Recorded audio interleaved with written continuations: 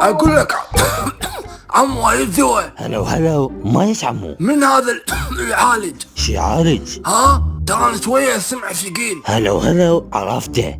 عندك ضغط، سكر، مشاكل قلبية؟ لا عم كله تمام. هاي سمعته ملعون.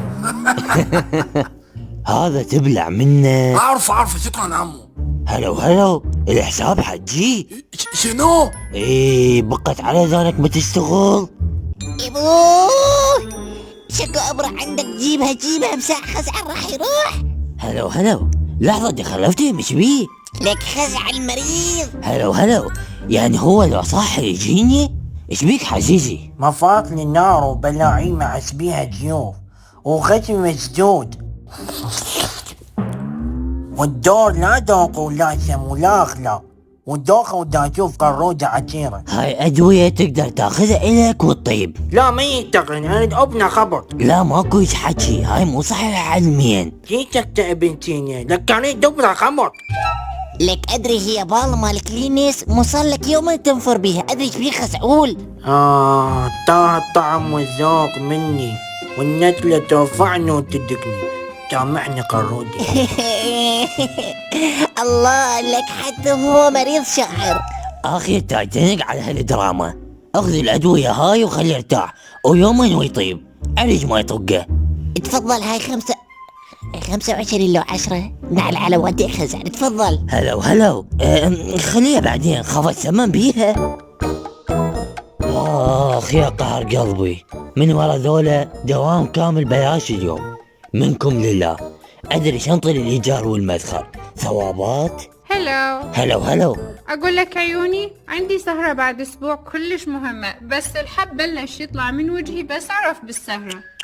هاي مو جينا كنها. لا ما بيها غيري، أني وزملائي بس، وزوجي قابل بالسهرة. بعدين أنت إذا تحب تعال عادي. بابا الحبوب مو زينة، الحبوب اقصد. ها؟ إي والله مزعجة وآثار بيها. اقول لك صدق رجيك هو ياخذ بنادول مني. إي والله خطية، راسه دوم يوجع ويقول تحس بثقل. هذا الثقل مو مال حباية ويطيب، يحتاج الى حداد ويقص كراكيب. عن إرادة هذا الكريم سعره 20,000، أو تحتاجين هذا هم ب20. فدو عادي بعدين أجيبهن؟ يعني جاية بجي كلاس وما عندك 40,000؟ هاي إيجار عيني. حلالك يا فقر هاليوم هلا. عازة؟ وبعد بالصيدلية ما إلك هلا. عازة؟ ثرية وكم فلس ماكو. هلا عازة؟ أطردك لو اجيت الصيدلية. عازة؟ لك انت شلون تطرد مرتي؟ انت من يعزة هنا؟ من العزل الاول، انت شلون تطردها؟ السهرة ويا الزملاء ما غزتك هاي؟ شنو هالسهرة حبيبتي؟ فروسي، انت الى متى تبقى تشكبيه؟ انت ليش هيك الذكورية تمشي بدمك؟ لا حياتي. لا اقول احبسك. لا والله. تريدني خدامة وبس. لا بس انا لسه ما متجاوز موضوع اللي صار قبل اسبوع ومأثر علي. انت بعدك بالماضي وتدور بيه، هسه تطلقني. ارجوك لا ارجوك. لك خلاص وتالي وياكم عفي رجال بعد بوس رجليها. الا الرجولة ما اسمح لك.